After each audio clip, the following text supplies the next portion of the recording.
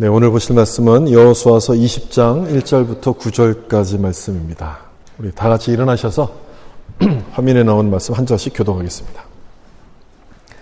여호와께서 여호수아에게 말씀하여 이르시되 이스라엘 자손에게 말하여 이르기를 내가 모세를 통하여 너희에게 말한 도피성들을 너희를 위하여 정하여 부지 중에 실수로 사람을 죽인 자를 그리로 도망하게 하라.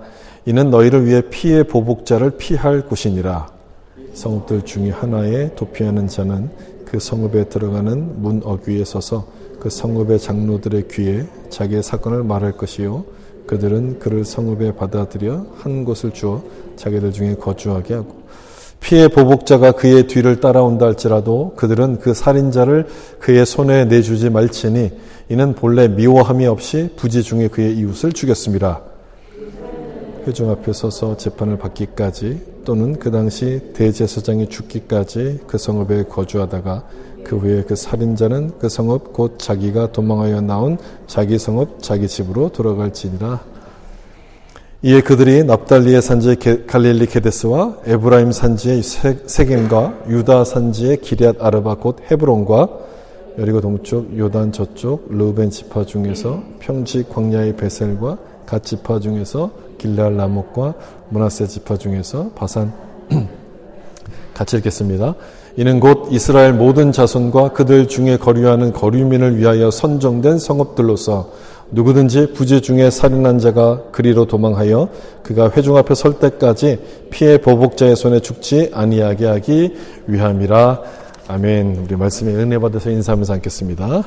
말씀에 은혜 받으세요. 도피성이란 제목으로 말씀을 나누겠습니다.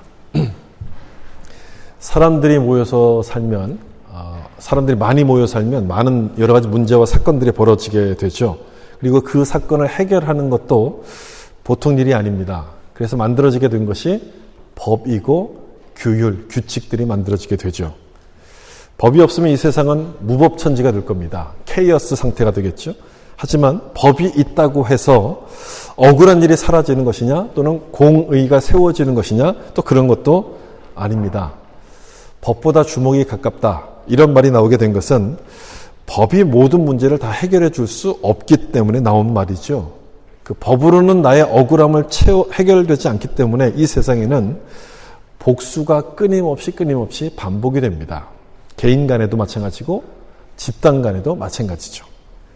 내가 받은 만큼 돌려주지 않으면 내가 우습게 보이고 계속 당한다라고 생각하기 때문에 이 복수는 이 세상 가운데 끊임없이 반복이 되죠. 나는 절대 복수 안 해. 내가 저 자리에 가면 절대 복수 안 해 라고 말하는 사람이 그 자리에 가면 더 많이 합니다. 제일 많이 해요. 시어머니에게 고생한 며느리가 나중에 시어머니가 되면 더 지독한 시어머니가 되죠. 우리 안에 있는 잠재적인 그 복수란 감정 때문에 그렇게 되는 거죠. 그래서 이제 TV 드라마 가운데 인기 있는 드라마는 언제나 막장 드라마가 인기가 있습니다. 사람들이 이 막장 드라마를 막 욕해요. 저런 걸 왜 만드냐라고 욕하면서도 많이 봐요. 재밌어 합니다. 이 배우들이 막 머리를 잡고 이 싸우는 그 모습을 보면서 내 안에 있는 이 복수의 감정을 대리 만족, 대리 해소하는 그런 거죠. 지금 설명드린 이 모습이 우리가 살아가고 있는 세상의 모습이에요. 법이 있음에도 풀리지 않는 그 억울함 때문에 미움과 증오가 이 세상 가운데 넘쳐나는데 여러분 우리는 이 세상을 살면서 이런 세상을 살면서 어떤 모습으로 우리 크리스찬들은 어떤 모습으로 살아야 되는 걸까요? 우리도 받은 만큼 복수하면서 살아야 되겠습니까? 제가 여러 번 반복해서 말씀드렸듯이 크리스찬들은 다르게 살아야 됩니다. 다르게란 말의 뜻은 구별되다는 것이고 거룩하다는 뜻이죠. 오늘 본문이 바로 그 내용을 설명해요. 복수가 만연한 이 세상에서 이 복수를 끊고 복수를 막고 복수의 악순환을 끊을 수 있는 방법이 무언가를 오늘 본문이 말씀해 주고 있습니다. 우리가 지난주까지 본 것은요. 가나안을 12지파에게 땅을 분배하는 내용까지 보았는데 그 다음에 하나님께서 무엇을 말씀하시냐면 이걸 말씀하세요. 여기 20장 2절을 보시면 이스라엘 자손에게 말하여 이르기를 내가 모세를 통하여 너희에게 말한 도피성들을 너희를 위하여 정하여 전에 모세를 통해서 알려주셨던 도피성 제도를 시행하라 이렇게 말씀하시고 있어요. 여러분 이 부분을 좀 잘 보셔야 되는데요. 땅 분배를 마친 다음에 가장 먼저 지금 이 내용을 말씀하고 있다는 거예요. 사람들이 모여 살면 문제가 생길 것을 아시고 그 문제를 해결할 방법을 알려주시는 건데 세상의 방법과는 전혀 다른 방법을 하나님께서 좀 알려주신다는 거죠. 고대 사회에서는 누가 나에게 피해를 주면 즉각 보복합니다. 살인이라면 더 하겠죠. 이유 불문하고 이 살인한 사람을 죽이고 복수하게 되는데 지금도 마찬가지 아닙니까? 고대 사회는 더 심했겠죠. 그래서 피해 복수가 끊임없이 반복될 수밖에 없는 그런 사회였었는데 하나님은 도피성을 만들려고 하셔요. 그래서 이 살인한 자가 보복을 피할 수 있는 길을 만들어주세요. 이것을 통해서 복수가 이제 반복된 것을 막고 하나님의 공의를 세우려고 하셨던 거죠. 따라서 이 도피성은 하나님의 백성이 세상과 어떻게 다른가, 왜 다른가를 보여주는 아주 중요한 제도입니다. 이 도피성이라는 단어인데 우리 한국어 번역은 도피성이라고 하니까 뭔가 좀 피한다는 그런 느낌이 있잖아요. 근데 이게 히브리어로 보면 받아들인다 이런 뜻이에요. 받아들이는 성 이런 뜻입니다. 한글 단어가 좀 다르죠. 피한다와 받아들인다 좀 의미가 다르잖아요. 그래서 이 도피성을 피난처라고도 번역할 수 있는데 누구를 받아들이는 겁니까? 오늘 본문의 3절을 보시면 부지 중에 실수로 사람을 죽인 자를 그리로 도망하게 하라. 이는 너희를 위해 피해 보복자를 피할 곳이니라. 이 당시에는 고의든 아니든 살인자는 이유 불문하고 처형했습니다. 그러다 보니까 좀 억울한 사람도 생기겠죠. 내가 일부러 죽인 것도 아닌데 억울한 사람이 생길 수 있고 또 그 일에 대한 복수가 또다시 반복돼서 일어나게 되는데 이거를 막을 수 있는 방법을 지금 하나님이 알려주시는 거예요. 고의가 아니라 실수로 살인한 경우 이 사람들이 피할 수 있는 성을 따로 만들라 이 말씀인 것이죠. 따라서 이 도피성이라는 것은 그 당시 개념으로 보면 받아줄 수 없는 사람을 받아주는 성이에요. 받아줄 수 없는 사람을 받아주는 것. 이 사람들이 피해 복수를 당하지 않도록 보호하기 위해서 하나님께서 특별하게 마련해 주신 제도가 도피성이라는 거죠. 여러분, 여기서 하나님께서 만드셨다는 것이 굉장히 중요합니다. 우리 인간이 만든 것들은요, 모두에게 유익한 게 별로 없어요. 이 사람에게는 유익하면 저 사람에게는 유익하지 않아요. 이게 이제 사람이 만든 거거든요. 예를 들어서 인터넷, 세상을 바꾸는 아주 혁명적인 발명품이라고 인터넷을 얘기하잖아요. 근데 이 인터넷이 모두에게 다 유익한 것이냐? 그렇지 않아요. 인터넷 때문에 득을 본 사람도 있지만 인터넷 때문에 인생을 망친 사람도 있어요. 사람이 만든 것에는 반드시 역기능이 있기 때문에 그런데 하나님이 만드신 것에는요, 이런 게 전혀 없어요. 그래서 하나님이 만드신 것은 전부 다 좋아요. 도피성도 바로 그 중에 하나거든요. 하나님이 만드신 제도이기 때문에 인간이 만들 수 없는 순기능을 가지고 있습니다. 그게 뭐냐면 받아줄 수 없는 사람을 받아주는 거예요. 이 사람들은 어디를 가겠습니까? 이 사람들을 내버려 두면 또 다른 사회 문제가 되잖아요. 이들을 받아줄 수 있는 그 제도를 하나님께서 만드신 거예요. 그리고 이 도피성이 어디에 있었냐면 전부 다 산 위에 있었어요. 7절과 8절에 그 위치가 나오는데 지도로 표시해 보면 이렇게 돼 있어요. 이 지도를 보면 이 도피성의 위치를 어떻게 정했는지가 딱 한눈에 들어오는데 이게 요단강이잖아요. 요단강을 중심으로 동쪽과 서쪽에 3개씩 이렇게 배치를 합니다. 그리고 이 도피성은 전부 다 높은 곳에 위치해 있었어요. 왜 산에다 만드셨을까요?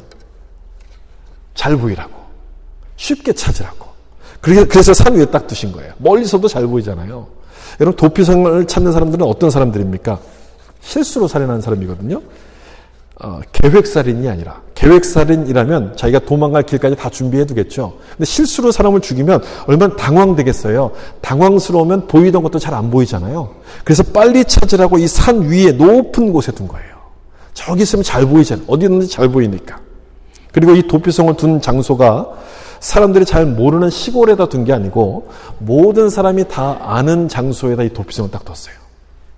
이 중에 남쪽에 있는 헤브론, 여러분 헤브론 기억하시죠? 갈렙이 이 산지를 내게 주소서라고 외쳤던 그곳이 바로 이 헤브론이에요.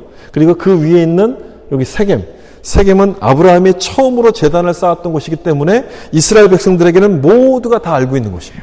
세겜 그러면 어디 있지? 이게 다 아는 곳이에요.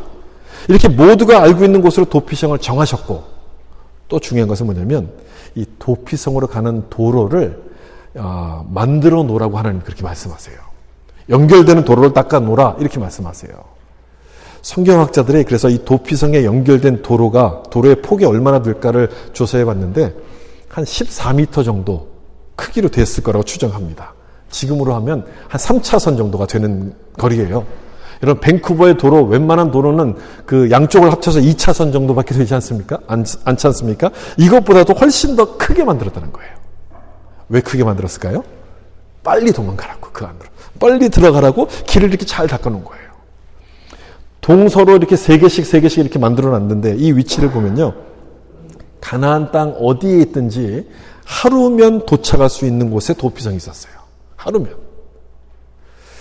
요즘 영국에서 이슈가 되고 있는 문제는 뭐냐면요. 영국에 들어오는 난민을 저 멀리 아프리카 르완다로 보내갖고 거기서 난민 심사를 한다. 뭐 이런 것 때문에 큰 지금 사회적 이슈가 되고 있는데 하나님이 만드신 걸 보세요. 살인자가 들어갈 도피성인데도 굉장히 신경 쓰셔서 만들어요. 사람이 만드는 제도와 하나님이 만드신 제도는 이렇게 큰 차이가 있어요. 이렇게 좋은 제도를 하나님께서 만드셨는데 악용하는 사람이 있겠죠? 이런 좋은 제도를 악용하면 어떡할까? 고의로 살인하고 실수로 죽였다고 이야기하면 어떡할까? 그래서 하나님께서 안전자치를 딱 만들어주세요. 이 6개의 성마다 장로들을 배치해가지고 성문 앞에 어떤 사람이 오면 이 사람이 고의로 한 것인지 실수로 한 것인지를 듣고 판단하도록 합니다. 거짓말이면 돌려보내고 들어왔다 할지라도 이 사람 말이 거짓말로 나중에 밝혀지면 바로 추방할 수 있도록 그렇게 안전장치를 만들어 주셨어요. 그리고 이 도피성은 일단 들어가면 나올 수가 없습니다. 들어가면 못 나오는 거예요. 도피성을 떠나지 못하게 만들었다는 것은 실수로 사람을 죽였다 할지라도 그 안에서 그 일에 대해서 회개할 수 있는 시간을 갖도록 갖췄다. 이런 뜻인 거죠. 그렇다고 영원히 못 나오는 것이냐? 그렇진 않고 재판을 받을 때가 되거나 대제사장이 죽으면 이 사람이 나올 수가 있어요. 대제사장이 죽으면 그의 죄가 용서받았다라고 간주해서 이 사람을 건드리지 못하도록 그렇게 하나님께서 말씀을 해 두신 거였습니다. 지금 설명드리는 것이 바로 이제 도피성인데 이 도피성의 목적을 9절 하반절을 보시면 아주 잘 설명해 주고 있습니다. 우리 본문에 나오죠. 같이 한번 읽어볼까요? 누구든지 부지 중에 살인한 자가 그리로 도망하여 그가 회중 앞에 설 때까지 피해 보복자의 손에 죽지 아니하게 하기 위함이라. 두 가지 목적이 있어요. 하나는 피해 복수를 피하기 위해서 이거 도피성을 세웠고, 또 하나는 회중 앞에 설 때까지, 공정한 재판을 받을 때까지 시간을 벌기 위해서 도피성을 만드셨어요. 실수로 죽였다 해도 피해자 입장에서는 여러분 얼마나 억울하겠어요. 감정이 막 격해져서 이 사람에게 막 복수를 하려고 하겠죠. 재판을 하기 전에 그런 일들이 벌어지면 또 복수의 악순환이 벌어지는 거예요. 하나님의 공의가 세워질 수 없기 때문에 도피성을 통해서 시간을 벌고 재판을 할 수 있도록 하셔서 공의를 세우시고, 또 하나 하나님의 이 보호와 은혜가 무엇인지를 느낄 수 있도록 그렇게 만들어주신 거예요. 여러분, 제가 지금 설명드렸던 이 도피성을 생각해 보면 좀 연상되는 게 있지 않습니까? 이 구약에 나오는 내용들은 언제나 신약의 그림자 역할을 하는 것인데, 도피성이 피난처잖아요. 피난처 그러면 뭐가 생각납니까? 우리의 영원한 피난처 되시는 예수님이 생각이 나요. 여러분 생각해 보세요. 여러분들이 도피성으로 도망가는 입장이라면 어떻게 하겠어요? 뒤에서는 막 나를 추격하는 사람이, 복수하려는 사람이 막 쫓아옵니다. 어떻게 하겠습니까? 이 도피성을 향해서 전력 질주하지 않겠어요? 저 성에만 들어가면 내가 살 수 있다라고 생각하니까 열심히 막 달려갈 거예요. 그리고 그 성 안에 딱 들어가게 되면 이젠 살았구나 라고 안심이 될 거예요. 그렇겠죠? 히브리서 6장에 나오는 말씀 그대로입니다. 거기서 뭐라고 이야기하냐면, 앞에 있는 소망을 얻으려고 피난처를 찾은 우리에게 큰 안위를 받게 하려 하심이라. 앞에 있는 소망, 피난처를 찾은 우리에게 큰 안위를 받게 하려 하심이라. 죄로 인해 죽을 수밖에 없는 우리에게 예수님께서 피난처가 되시고 도피처가 되신다는 바로 그 말씀인 거예요. 이 도피성에 들어가면 건들 수 없는 것처럼 예수님 안에 들어온 사람은 누구든지 그 사람을 건들 수가 없습니다. 그러므로 이 도피성은 우리를 구원하신 예수 그리스도의 십자가를 상징하는 거예요. 이 도피성의 원리를 여러분 생각해 보시면 십자가의 원리와 아주 똑같습니다. 누구나 도피성에 들어갈 수 있잖아요. 유대인뿐 아니라 나그네 또는 이방인 종이라도 할지라도 도피성에 들어갈 수 있거든요. 모두에게 열려 있는데 로마서 10장을 보면 뭐라 말씀하시냐면 누구든지 주의 이름을 부르는 자는 구원을 얻으리라. 누구든지 구원을 얻으리라. 이 예수님의 십자가도 모두에게 다 열려 있다는 그 말씀인 거예요. 여러분 모두에게 열려 있다는 얘기는요. 거꾸로 생각해 보면 우리 모두가 다 죄인이라는 얘기예요. 우리 모두에게 다 필요하다는 얘기예요. 그런 얘기 아니겠습니까? 우리가 분노하는 이유는 뭐냐면 나를 피해자라고 생각해서 우리가 화를 내고 분노하는데 실은 피해자인 동시에 가해자일 때가 많습니다. 그 일에 대해서는 내가 피해자일 수 있지만 우리 인생 전체를 놓고 보면 100% 피해자만 있는 사람, 피해만 본 사람은 없어요. 따라서 우리는 죄인이고 도피성 예수님의 십자가가 필요한 사람들이에요. 모두에게 열려 있다는 것이 바로 그걸 의미하는 거예요. 그리고 도피성은 찾기 쉽고 빨리 갈 수 있도록 가까운 거리에 있었다고 말씀드렸죠. 우리 예수님도 마찬가지예요. 예수님은요 멀리 계시지 않아요. 예수님은 먼 곳에 이렇게 숨어 계시지 않고 우리가 찾을까 봐 숨어 계신 분이 아니라 내가 또 큰 맘 먹고 찾아가야지 만날 수 있는 분이 아니라 내가 맘만 먹으면 언제든지 만날 수 있는 그곳에 가까운 곳에 예수님께서 계세요. 내가 가기만 하면 볼 수 있는 그곳에 계신 거예요. 그런데도 사람들이 예수님을 찾지 않죠. 나는 밭을 사서 못 갑니다. 나는 장가를 가서 못 갑니다. 여러 가지 핑계를 대면서 눈앞에 예수님이 계신데도 그 예수님을 찾지 않아요. 눈앞에 구원의 방주가 있음에도 그 방주 속으로 들어가지 않아요. 참 답답하죠. 어떤 분은 자기 부인이 새벽 기도 가는 걸 보고 도대체 어디 가는 거야? 이 부인을 잡으려고 따라갔다가 그 새벽 기도에서 사람들이 막 통성 기도한 걸 본 거예요. 그래서 이 사람이 드디어 이단에 빠졌구나. 막 이제 걱정이 돼가지고 이 사람들의 정체가 도대체 뭔가를 내가 좀 밝혀야지라고 하니까 성경을 막 읽기 시작했어요. 남편이. 성경을 막 읽다가 은혜를 받고 목사가 됐어요. 이분이 이제 그 유명한 그 MBC 아나운서였던 조정민 목사님이잖아요. 여러분, 오기만 하면 어떤 이유든지 오기만 하면 우리를 구원하시는 하나님의 은혜가 임하는데도 불구하고 오질 않아요. 바빠서 못 오고 뭐 복잡한 일이 생겨서 못 오고 시간이 없어 못 오고 참 안타까워. 또한 도피성의 십자가를 상징하는 것은 대제사장이 죽어야지 도망 나온 사람이 벗어날 수 있다라고 말씀하기 때문에 그래요. 다시 말하면 대제사장의 죽음이 그 사람의 죄값을 대신해 주었다는 뜻인데 이 모습이 예수님의 십자가 아니겠습니까? 우리의 구원은 예수님께서 십자가에서 죽으심으로 내 죄값을 치르셨기 때문에 우리가 구원을 받을 수 있는 거예요. 그래서 우리는 구원을 공짜로 받아요. 우리에겐 구원이 공짜지만 예수님에게는요. 죽음이란 대가를 치르셔서 우리에게 주신 거예요. 예수님이 죽어야 하는 큰 희생을 통해서 우리 가운데 구원을 주셨다는 것이죠. 따라서 이 도피성은 그냥 죄인이 들어가면 용서받는다. 그런 단순한 의미가 아니라 단순한 제도가 아니라 엄청 깊은 하나님의 뜻이 그 안에 담겨져 있어요. 우리 하나님은 거룩하신 분이기 때문에 고이든 실수든 죄를 벌하셔야만 됩니다. 그런데 하나님은 또 사랑이시기 때문에 우리를 벌하실 수가 없어요. 그래서 우리의 죄값을 예수님에게 대신 짊어지시고 죽게 하심으로써 공의와 사랑 모두를 다 성취하셨는데 그것을 상징적으로 보여주는 제도가 도피성인 거예요. 그냥 들어가면 산다.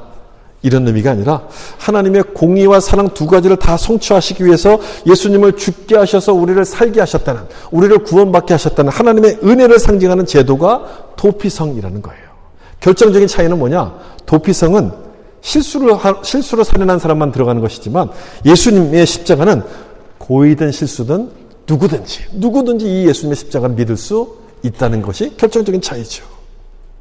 그러면 이런 도피성 제도를 가지고 있었던 이스라엘 백성들, 이 도피성을 날마다 본 이스라엘 백성들은 어떤 마음을 가지고 살았을까요?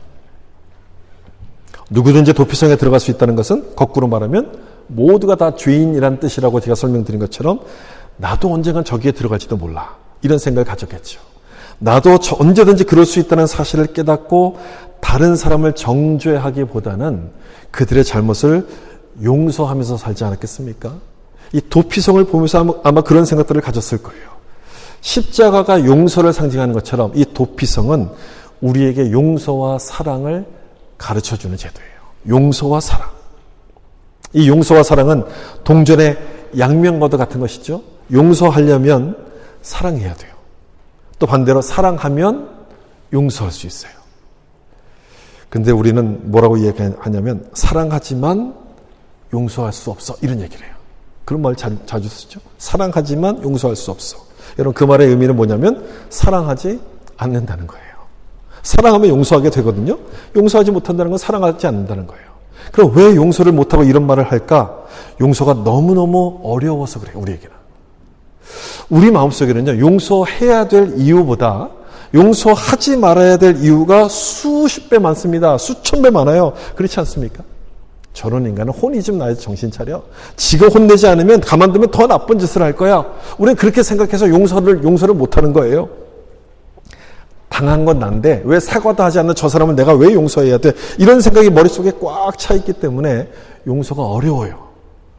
어려운 것뿐 아니라 안 되는 거예요. 못하는 거예요.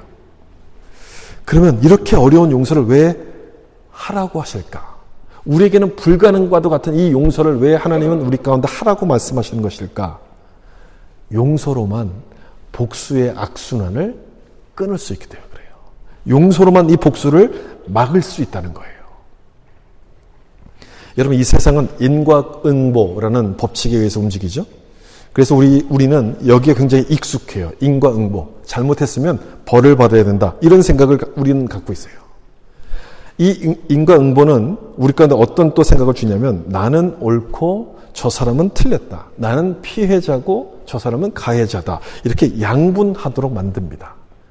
인과응보가 좋은 면도 있지만 좀 이렇게 안 좋은 면도 있는데 이런 거예요. 생각을 양분화시켜요. 이성보다 감정이 앞서는 것이 바로 우리들이거든요. 따라서 이 인과응보의 논리에 따라서 내가 받은 것만 생각하고 몇 배로 갚아주려고 우리가 이런 생각들을 하는 거예요. 그러다 보니까 용서가 안 돼요. 복수가 이 세상에서 멈추질 않아요. 그래서 하나님은 우리 가운데 용서하라 이렇게 말씀하시는 것이죠. 용서하라는 얘기는 사람의 방법 말고 하나님의 방법대로 살아라 이런 뜻인 거예요. 하나님의 방법대로 살아라. 여러분 우리는 용서했다고 하지만 실은 솔직히 말하면 용서하지 않습니다.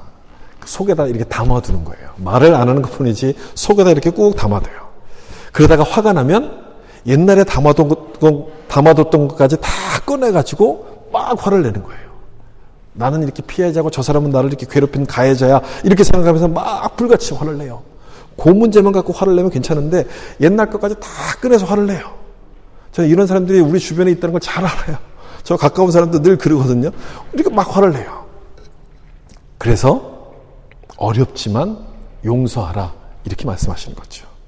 감정을 앞세워서 뭔가를 해결하려고 복수하려고 하는 이 내 생각들을 버리고 하나님의 방법을 따라가라 이렇게 말씀하시는 거예요. 하나님의 방법을 따라가라.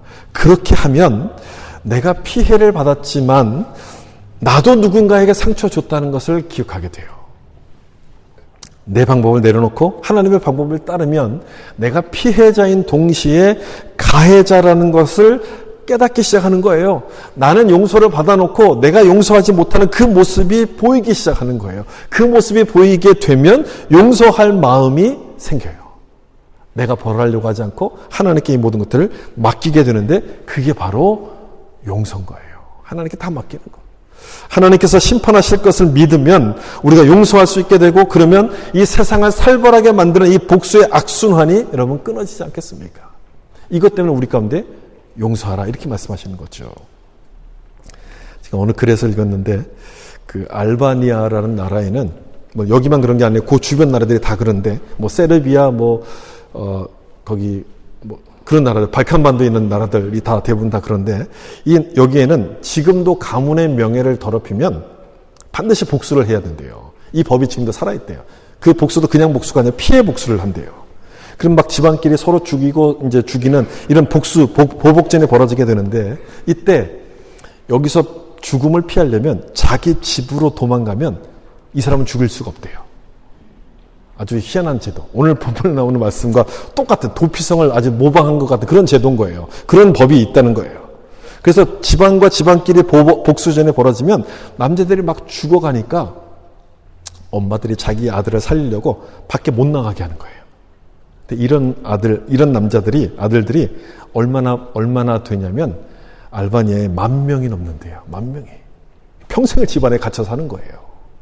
제가 왜 이 말씀을 드리냐면 복수는 복수로 끊을 수 없다는 것을 지금 말씀드리려는 거예요. 복수는 복수로 막을 수가 없어요. 그래서 하나님은 우리에게 뭐라고 말씀하시냐면 용서하라.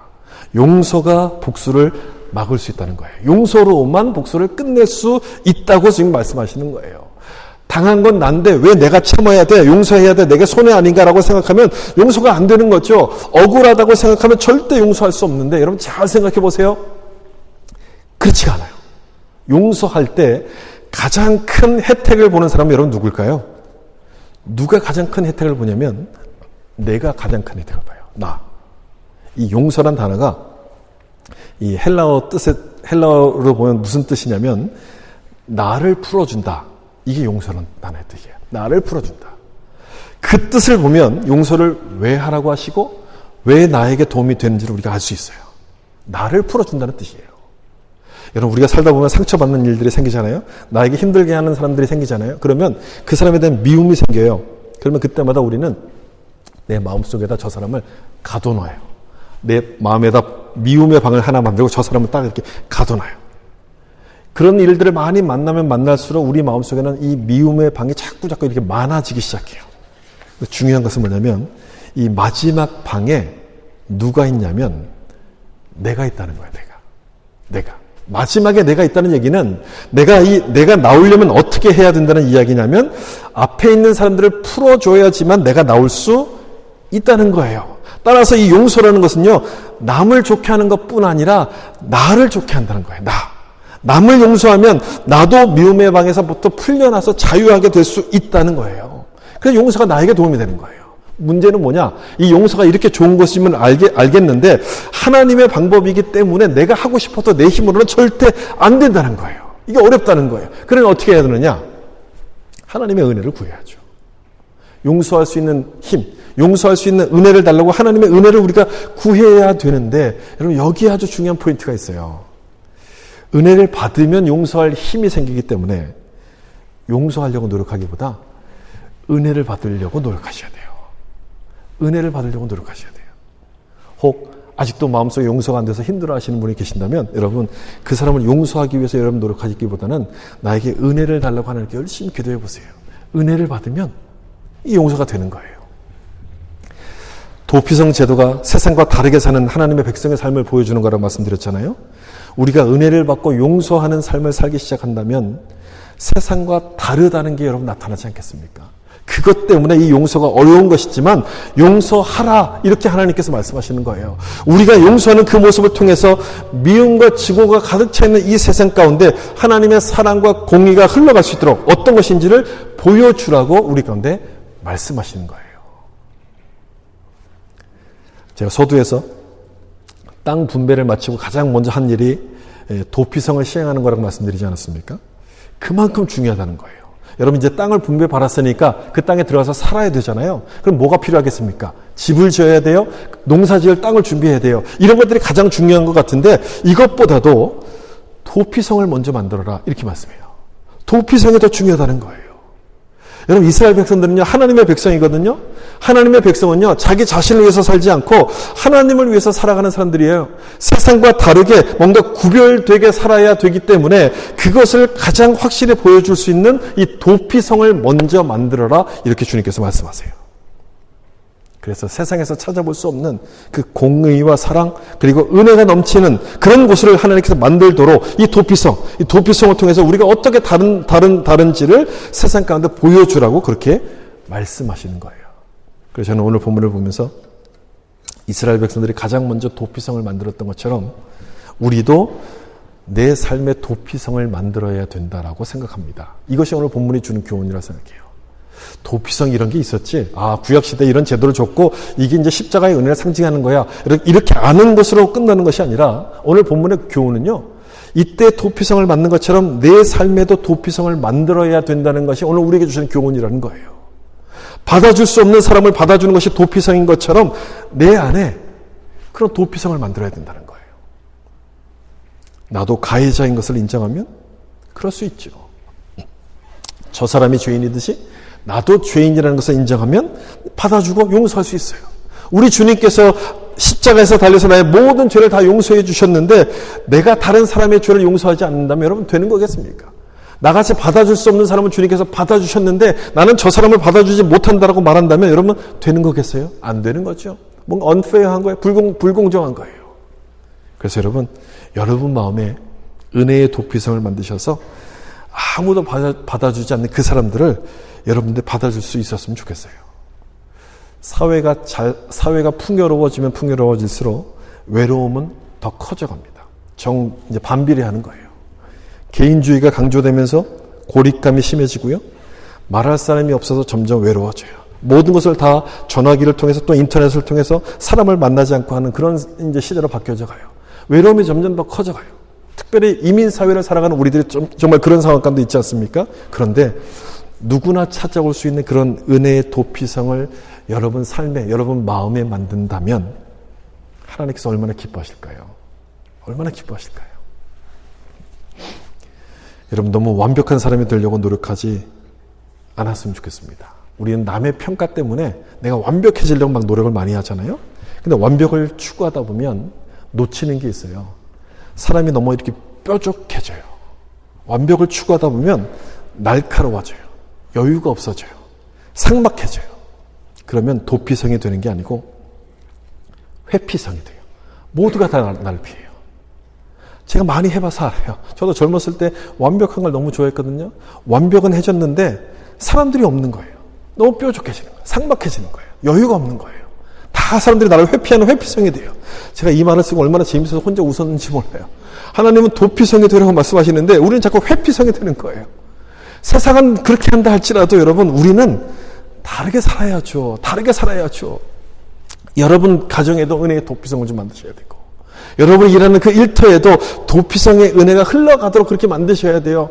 다른 사람들은 다 자기 이익만을 위해서 행동한다 할지라도 우리는 좀 달라야죠. 우리는 다르게 살아야 돼요.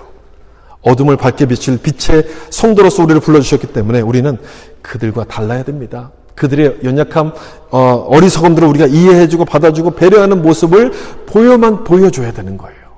여러분 세상 사람들이 우리 예수 믿는 사람들에게 기대하는 게 뭘까요? 뭘 기대할까요? 이건 죄고 이건 죄가 아니야. 이 잘못을 정죄하고 완벽하게 살아가는 그런 모습들을 기대할까요? 그렇지 않습니다. 그걸 기대하지 않고요. 잘못을 품어줄 수 있는 사랑과 은혜를 우리 가운데 기대해요. 교회에 기대하는 것은 그냥 멋진 건물과 아주 화려한 시설들을 기대하는 게 아니라 이 잘못된 사람들을 품어줄 수 있는 그런 마음들을 교회를 향해서 기대하는 거예요. 그래야지 교회를 사람들이 찾아오죠. 그래야지 우리를 사람들이 찾아오는 거예요. 완벽하고 빈틈없는 사람은 세상에 참 많습니다. 그러나 잘못을 이해하고 품어주는 사람은 세상에 없어요. 이기심과 경쟁으로 삭막해져 있는 세상이기 때문에 그래서 사람들은 다 숨 쉴 수 있는 피난처를 찾아가는데 우리가 바로 그 피난처, 그 도피성이 되어야 된다는 거예요. 내 안에 십자가의 은혜가 흐르기 시작하면 그게 될 수 있어요. 여러분 안에 십자가의 은혜가 흐르기 시작하면 그렇게 지치고 힘든 사람들을 품어줄 수 있는 그런 도피성이 될 수 있는 거예요. 가나안 땅이 젖과 꿀이 흐르는 땅이라고 설명하잖아요. 저는 진짜 젖과 꿀이 흐르는 땅인 줄 알았어요. 농사가 잘 되는 땅이라서 그렇게 부르나 보다 이렇게 싶었는데 사실은 그게 아니라 하나님의 은혜가 흐르기 때문에 그렇게 불러요. 도피성을 통해서 하나님의 은혜와 사랑이 흐르기 때문에 그곳이 젖과 꿀이 흐르는 약속의 땅이 된 것처럼 우리 마음에도 십자가의 은혜가 흐르게 하셔서 미움과 분노로 가득 차 있는 이 세상을 은혜가 넘치는 세상으로 만들어가야 될 책임이 우리 가운데 있다는 것이죠. 오늘 본문이 주는 교훈이 바로 그거예요. 도피성. 이런 게 있었지. 알고 넘어가는 게 아니라 이 도피성을 내 마음에도 만들어야 된다. 우리 가정에도 만들어야 된다. 내가 일하는 일터에도 만들어야 된다. 그렇게 하셔서 하나님의 백성인 우리의 삶이 세상과 어떻게 다른지를 보여줄 수 있는 자들이 될 수 있기를 예수님의 이름으로 축원합니다. 같이 한번